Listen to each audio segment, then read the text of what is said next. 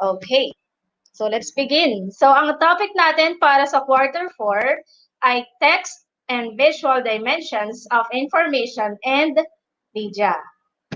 Once again, ang ating pong module ay downloaded mula sa DepEd Commons, gawa ng Region 4A, Calabarzon.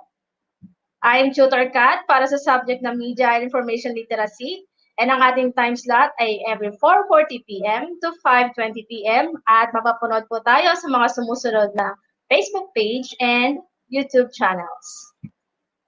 Okay, so simulan natin sa ating most essential learning skills.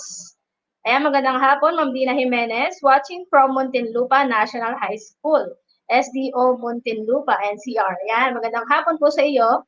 Okay, so ang ating most essential learning skills, competency today ay we will describe the different dimensions of text, information, and media, visual information, and media. And para naman sa ating objective, so meron po tayong apat. Okay, una, we will explain the principles and designing text and visual elements. Second objective, we will evaluate the impact of text and visual content and forms. Yes. Thank you po, Ma'am Dina. Ayan.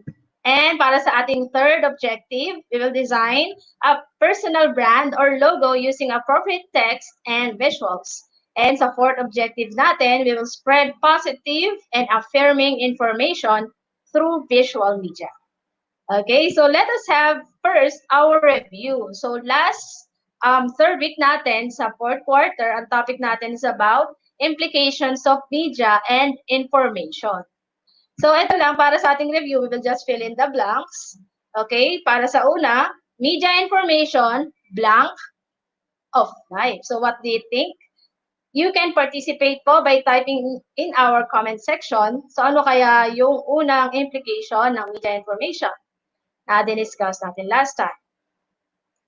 Okay, so clue po, di ba? Maraming mga bagay na napadali with the availability of media information.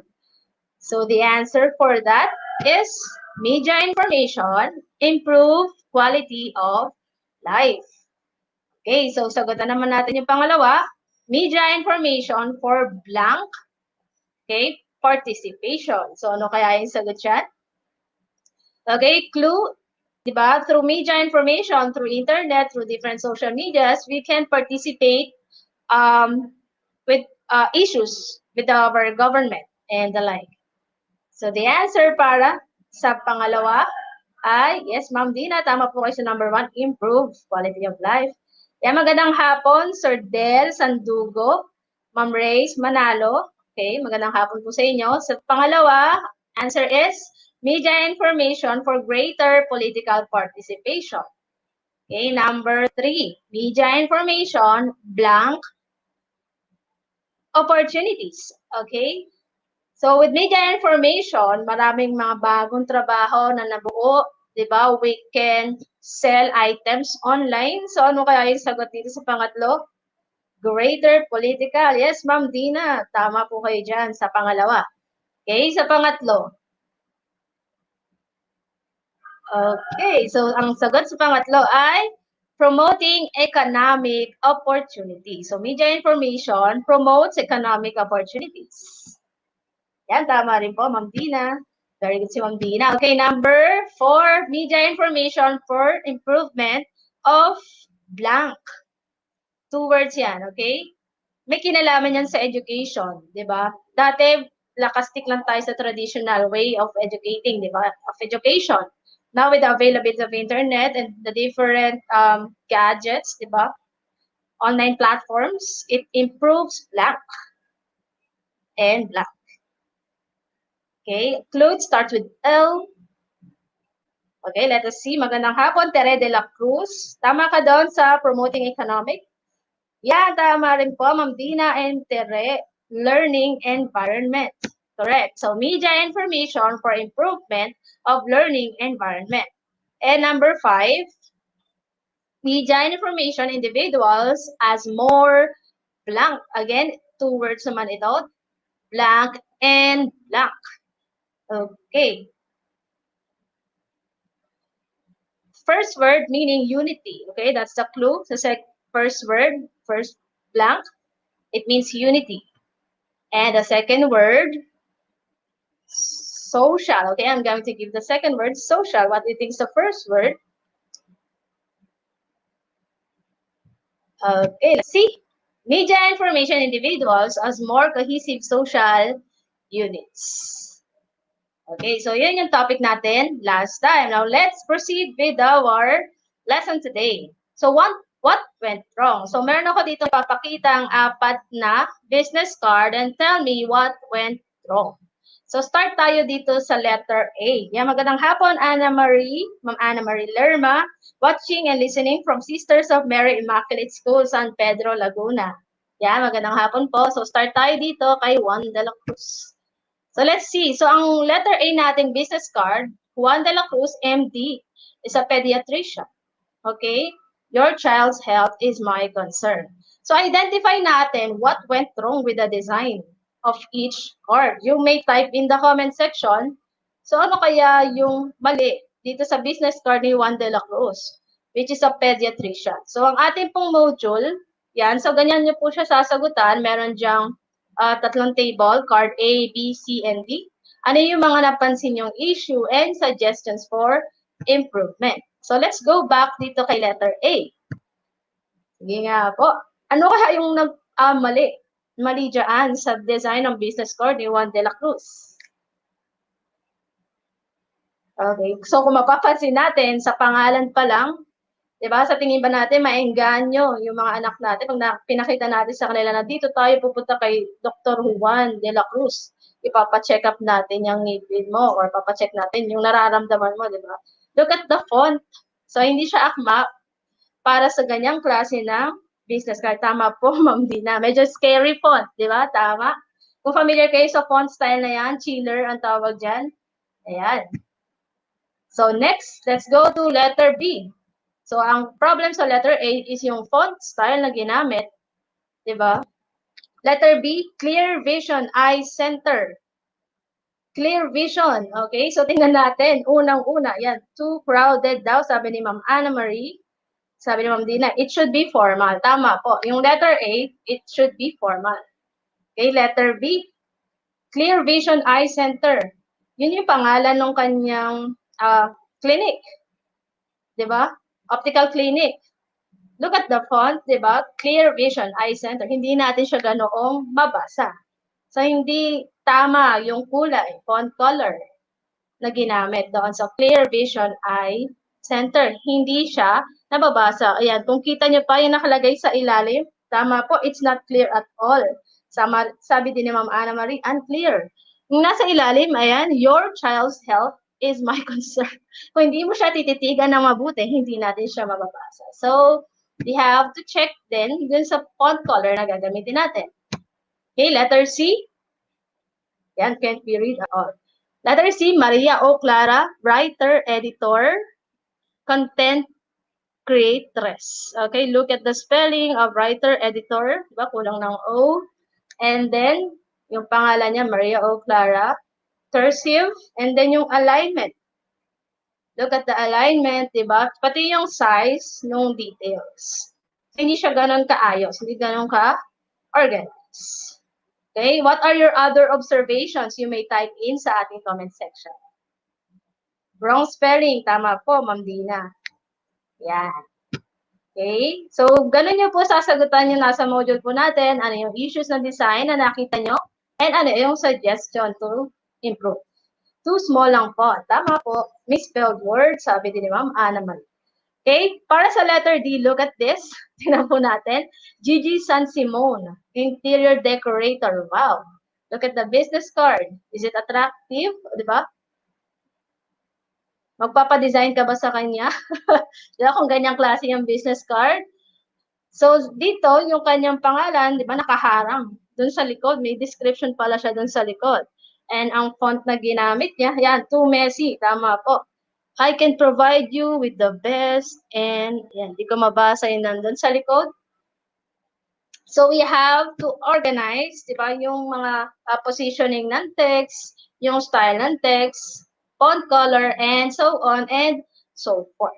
Okay, so that is your first activity sa ating module. Now, with that, di ba, base dun sa activity na ginawa natin, kaya kailangan natin mapag-aralan yung tinatawag na text and visual dimensions of information and media. Paano ba natin tamang magagamit ang iba't ibang klase ng text? Text styles, colors, organization, and the like. Ano yung mga iba't ibang visual elements na pwede nating gamitin at paano natin ito iaayos para maging epektibo ito para sa mga bumabasa or sa publiko. Okay, so para sa ating session ngayon, sa week 4, so ang magpo-focus po muna tayo sa text, information, and media, and we will have the visual dimensions of information and media next week, Monday. Okay? So, simulan na natin. So, una, define muna natin what is text. Okay? Text muna tayo. So, pag sinabing text, it is defined as a simple and flexible format of presenting information or conveying ideas, whether handwritten, printed, or displayed on screen.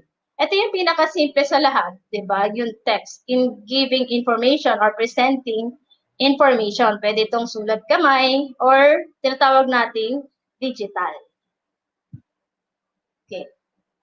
So, sa text, meron tayong dalawang klase ng text. May tinatawag tayong formal tsaka informal. Okay, meron ba kayong idea? Ano kaya yung mga halimbawa ng text output? Okay, na under ng formal. So, let me give you one example. News article. Sige nga po, type in the comment section. Ano pa kaya sa tingin nyo yung mga halimbawa ng mga formal text? So, paano nga ba natin siya masasabi na ito ay formal text? Yung mga formal text, they go through rigorous process of editing and evaluation. It is usually governed by censorship of the state. Kumbaga, yung mga formal text, hindi siya basta-basta nilalabas sa publiko. Dumadaan siya sa proseso ng editing, validating, checking the reliability value of the text. Okay, so one example is the news article. So ano pa kaya? Yung dumadaan sa mga ganong proseso. Usually, gawa din siya ng mga established institutions. Published ng mga companies, news agencies, and the like. Okay, so bukod sa news articles, we have published books. Yeah, newspapers.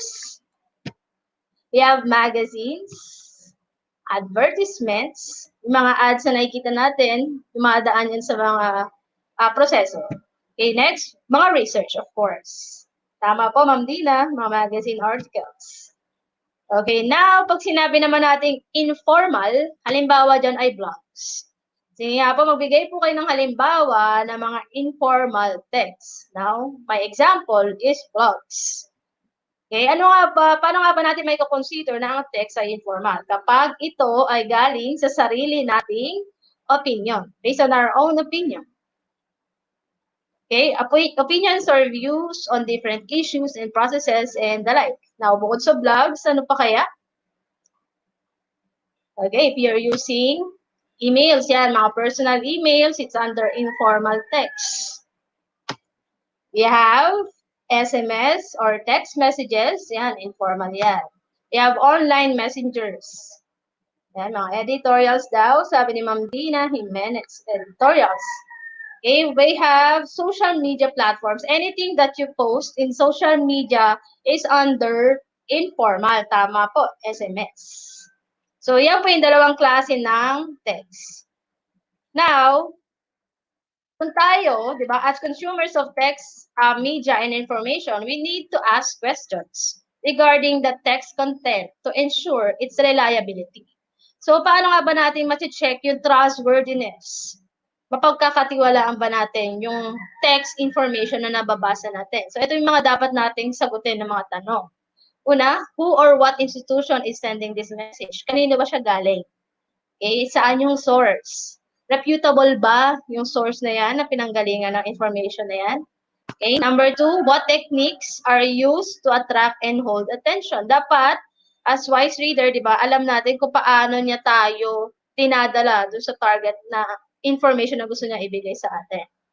Number 3, what is the language used by the writer? Okay, anong level ng language? Ano yung language na ginagamit? Is it for public use, di ba? or meron siyang target na mga certain group of people lang or individuals. Number 4, yan sabi ni Jonah May Rosette Media. Okay? I think your answer is dun sa informal. Okay. Number 4, what views are represented? Are they balanced? So, dapat alamin natin, tulad nga ng palagi nating binabanggit sa bawat sessions, check yung bias. Kung meron ba siyang bias. Kung one-sided lang yung information na nababasa natin. And number 5, how might the message be interpreted in different ways? Okay? Dapat tingnan natin yung information na binabasa natin sa iba't ibang anggulo, paano siya ini-interpret, ano yung mensahe. And number 6, what is omitted, removed, what is blurred, unclear, or added in the message or information. Okay, yun nga po yun. That is the point. Tama po, Ma'am Ana Marie Lerma. Be careful of fake news. So, with these questions, di ba, dapat we are being wise consumers of text media. Hindi tayo basta funny. Hindi tayo na funny, paniwalain. Hindi tayo dapat basta naniniwala sa mga nakikita lang natin or nakabasa. Okay, now kung tayo naman yung magpo-produce or tayo yung gagawa ng text media and information, ito yung mga dapat natin i-consider. Okay? First, consider yung target audience. Sino ba yung target audience mo? Halimbawa, gagawa ka ng isang vlog about food. So, ang target audience mo ay mga mommies. Okay, so yun na. Check. Mommies ang target mo. Author or sender. Sino yung author? So, ikaw. Okay, pangalawa, key content. Ano yung goal mo? Anong klaseng food vlogging ang gagawin mo? Filipino food ba? Or American food? And so on and so forth. Ano yung purpose mo? Hikayatin ba silang gawin din yun? Ano yung purpose mo? Gusto mo bang makakuha sila ng bagong recipe from your content, and so on and so forth. Form and style. So, paano mo siya gagawin? Very formal ba or informal? And yung format, paano yung magiging flow ng iyong content. So, those are the things na kailangan natin i-consider kung tayo naman yung magpo-produce ng text, media, and information. Okay? Now, let's proceed with text as visuals. So, bakit siya tinawag na text as visuals? Kasi di ba yung text, we perceive it using our eyes. Di ba? Nakikita natin siya. And pag sinabi natin text as visuals, ito yung lagi natin i-consider, the typeface or font. Kilala natin ito sa tawag ng font style, di ba? Font type. Now, sa typeface or font, meron tayong dalawang klaseng format. It can be TrueType or .ttf or OpenType font or .otf. Alam niyo ba na pwede tayo mag-download ng fonts? Okay, so search lang kayo sa Google ng font style. Kunyari, font style for wedding, font style for blank. So, any purpose, pwede tayo mag-download ng iba't ibang fonts. And may install natin yan sa ating mga computer para hindi rin paulit-ulit yung fonts na ginagamit natin. Yung mga fonts na nasa Microsoft Word, PowerPoint, we can actually download different fonts. Sobrang dami po niya available online. Okay? So, it could be TTF or OTF fonts. Now, meron tayong 5 klase ng font style. I'm talking about digital. Okay? Sa digital world, meron 5 klase ng font style. We have serif, we have sans serif, slab serif, and tama po si Ma'am Ana Marie, choose appropriate words for your reader. Tama po. Script and decorative. So, isa-isahin po natin yan. Let's start with serif. Okay, serif connotes formality and readability in large amount of text, gives a classic or elegant look when used for title or heading. So, ano yung pinipigay na meaning ng serif font? Classy, elegant. Okay, so look at the examples dito po. Okay, so bilugan ko lang Ano ba ang ibig sabihin ng serif? So, tingnan natin yung mga example. We have here Times New Roman, Garamond, Baskerville, Bookman, Antica. Yan. Itong mga binibilugan ko na yan yung ibig sabihin ng serif. It means with feet. Sa mga dulo ng mga stroke ng mga letters, meron siyang parang mga buntot or parang paa Kaya siya tinawag na serif font. Yan, just like this Roman, Garamond. May style siya doon sa mga dulo ng strokes. May feet. Kaya siya tinawag na serif.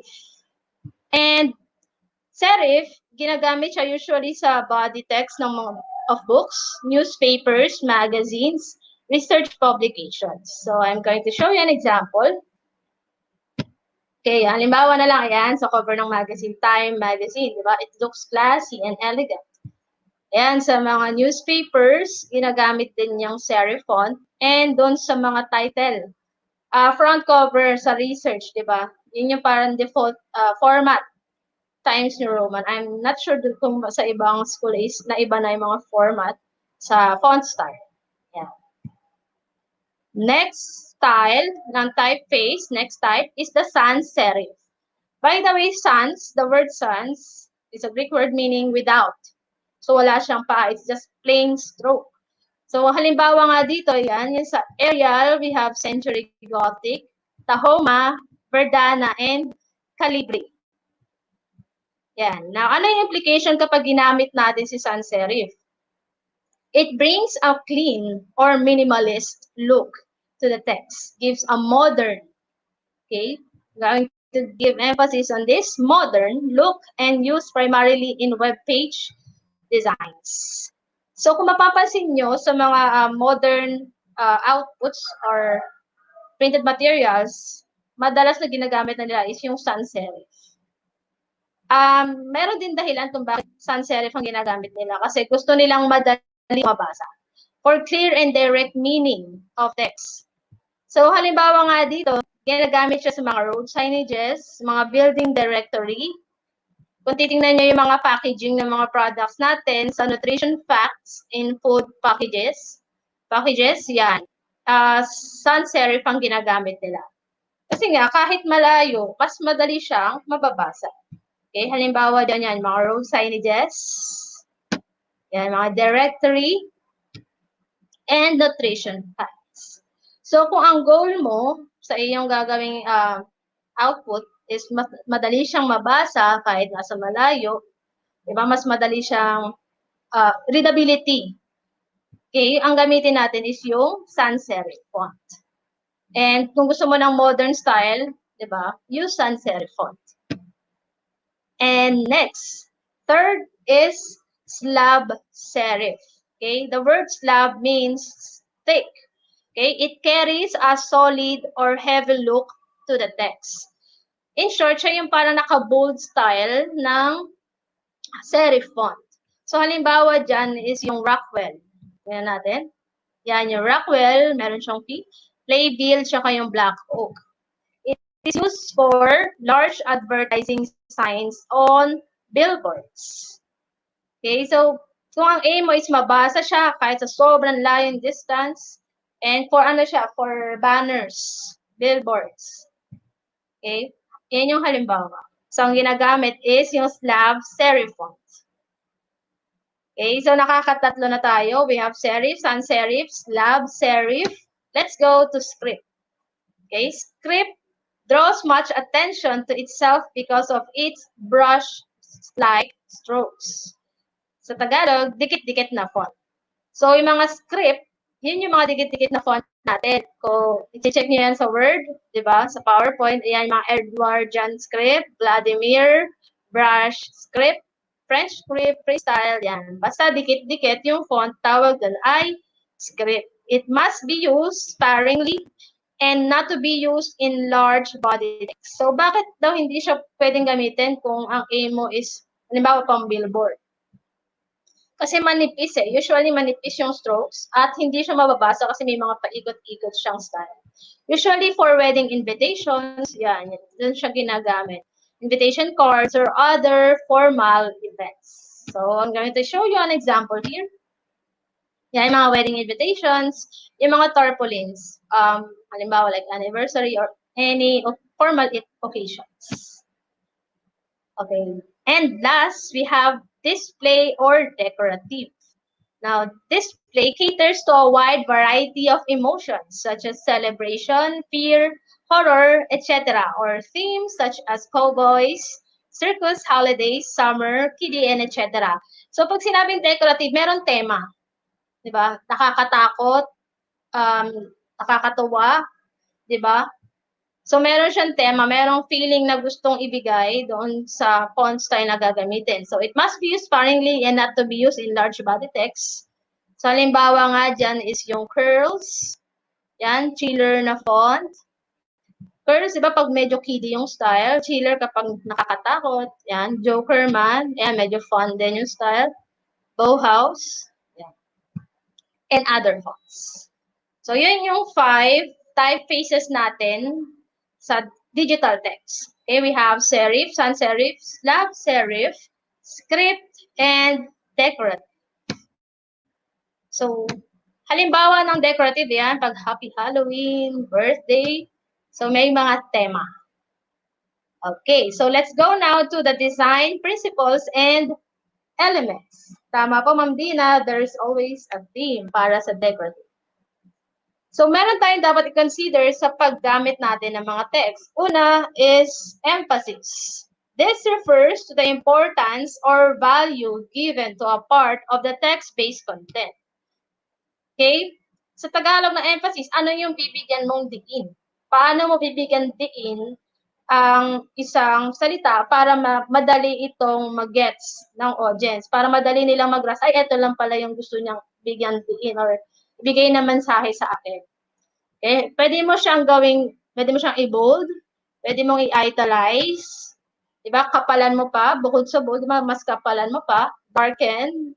Kung light yung ibang text, tas medyo i-dark mo yung gusto mong word na bigyan ng emphasis, or pwede mong i-lighten, or medyo lakihan yung font. Okay? So, halimbawa nga po dito, diba? Credits to Sir Wilson from his YouTube channel. Yung mga naka-color red and underline dito, yun yung binigyan ng emphasis. Kapag pinasa mo tong word na I love you, ang binibigyan din dito is yung word na I.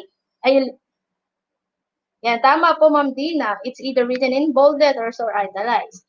Kapag binigyan mo ito ng emphasis, meaning binibigyan mo ng emphasis na ikaw, mahal mo siya. I. Now, yung word na love, yung binibigyan mo ng emphasis, and you, diba? So, depende, ano yung bibigyan mong diin. Okay? Another thing pala, sa paggamit ng emphasis, huwag natin silang gamitin ng sabay-sabay. Halimbawa, nag-bold ka na, nag-italize ka pa, diba? Nilagyan mo pa ng stroke, nilakihan mo pa. Yung paggamit din kasi ng text style, para din kasi siyang salita. Para mo siyang sinisigawan kapag you use too much of emphasis. So, you have to choose one emphasis na. As much as possible. Okay, now, next example, itong poster, safety tips in case of fire at home. So, ano yung mga binigyan dito ng emphasis? Sige nga po, makitype nga po sa ating comment section. Yan, tama po, Ma'am Dina. It's either written in bold letters or italicized. Okay, so kung mapapansin niyo po dito sa poster, di ba, ang pinaka-main color ng text niya is gray, di ba? Safety tips in case of fire at home. So, binigyan niya ng emphasis, diba? Sa pamamagitan ng pagbo-bold dito sa fire at home. So, yun yung target message. And ang una daw gawin ay stay in the room. Diba? Yan. Binold lang niya yung mga text para mas madali siyang maintindihan ng reader ng poster. Okay, now let's go to the next principle and elements of text. We have appropriateness. This refers to how fitting or suitable the text is used for a specific audience. Akma ba? Akma ba yung font na ginamit mo? Akma ba yung font style? Diba? So, let's have an example here. Ayan. So, kung ikaw ay magkakaroon ng ganyang klase ng lapida, diba? Papayag ka ba ng ganyan ng klase ng font na gamitin? Mukha siyang curls. Diba? It has to be more formal kapag mga ganyang klase ng halimbawa, lapida. So, hindi siya akma. Diyan. Next, pupunta ka ba sa dentistry na yan kung ganyan ang klase ng business card ay bibigay sa'yo ng doktor? So, medyo nakakatakot. So, hindi rin akma. Yan, this is a horror story. Kapag nakita mo ba yung title, babasahin mong novel, tapos ganyan siya nakasulat, babasahin mo ba? Nakakatakot pa kaya ba to? Di ba? Magkakaroon ka ng feeling na, ay, hindi naman yata ito nakakatakot. Pero kung ito yung gagamitin niyang font, maybe. Di ba? It adds attraction dun sa reader. Okay? Next is proximity. This refers to how near or far are the text elements from each other. Yung layo at lapit ng text sa isa't isa. So, meron siyang halaga. Diba? When two things are closely related, we bring them close together. Otherwise, we put text elements far from each other. Okay, for example, the main title and subtitle are usually placed close to each other. So, here's an example. So, alin yung tama dyan? Yung nasa left ba or yung nasa right? Okay? So, kung titingnan natin, this one is wrong. Took. So, yung nasa right, yung tama. Following the law of proximity. Okay, next is alignment. Alignment refers to how the text is positioned in the page. This can be left, right, center, or justified. So, paano ba nakaayos yung text? Naka-left, align, center, right, or justified? Now, dito sa justified, familiar tayo dito, di ba? Usually sa research. Kasi it's formal, clean, and organized. Yan. So, meron tamang alignment sa tamang purpose ng text. Next is organization. This refers to the conscious effort to organize the different text elements in a page. Sa ibang term, di ba, ang tawag natin dito is layouting. Meron text sa kanan, sa kaliwa, sa taas, sa baba. Paano mo siya iaayos yung organization? When there are many elements needed to fit in a page, start by creating a framework or a compartment for the elements. So, ito yung tinutukoy na compartment. Halimbawa yan, so dapat piliin natin mabuti ang dito, sa ganyang compartment, dito, yan, dito. So, pag-isipang mabuti yung organization ng text. We also need to consider na ang tao ay nagbabasa from tayo, di ba? Tayo ay nagbabasa from left to right. Dapat yung ayos natin yung ililid tayo doon sa main point. Okay, next is repetition. Okay, thank you po, Ma'am Ana Marie Lerma. Repetition, it concerns consistency of elements and the unity of the entire design. Okay? Repetition encourages the use of repeating some typefaces within the page. Okay, dito naman sa law of repetition, tandaan po natin na kapag nag-Times New Roman ka na sa unang page mo, dapat you stick to Times New Roman. Huwag ka na mag-curl sa susunod, tapos gagamit ka pa ng Arial sa susunod, gagamit ka ng Calibri, kasi hindi siya nagpo-promote ng unity, kumbaga, madi-distract din yung readers. So, kung ginamit mo for heading ay Bauhaus ka na sa heading. Diba? Sa subtitle mo, yun na yung ginamit mo. So, you have to choose one style, diba? Font style, font color. Huwag masyadong paiba-iba. Okay? So, that is the law of repetition. Kasi nakaka-distract. Okay? Next is contrast. Contrast is achieved when two elements are different from each other. So when you place a white text on a very light background, contrast is not achieved and the text will be difficult to read. So eto, madali lang ito yung unawain yung contrast. Kapag dark yung background natin, light yung text, light yung background, dark yung text. Contrast meaning paano mo paaangatin yung text element mo. So dapat alam natin yung proper color combination na gagamitin para hindi masakit sa mata. Diba? Halimbawa, green yung background mo, tapos gagamit ka ba ng rent na font color? So, hindi siya advisable, masakit siya sa mata. So, kung green, dark green, pwede kang gumamit ng white, diba? So, yung contrasting color. Okay, so those are the design principles and elements. So let us review. So we have discussed appropriateness, akma ba, proximity, yung layo, repetition, yung paggamit, pagpili ng style, color, you have to stick to that. Diba kung ano yung mapipili mo? Organization, yung pagkakaayos, compartment, alignment, we have left, right, justified, contrast, yung tamang color combination, emphasis, yung paggamit ng bold, italicized, and others. Okay, so let us now have what I have learned. Okay?